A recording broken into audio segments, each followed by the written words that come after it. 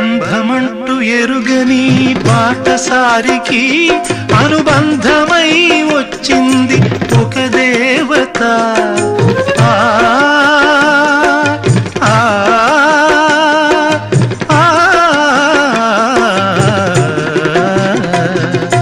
బంధమంటూ ఎరుగని బాటసారికి అనుబంధమై వచ్చింది ఒక దేవత.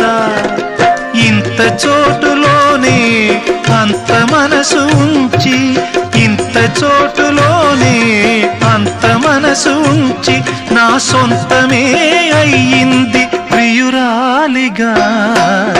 ముద్దబంతి నవ్వులో మూగ బాసలు, మూసి ఉన్న రెప్పలపై ప్రేమ లేఖలు.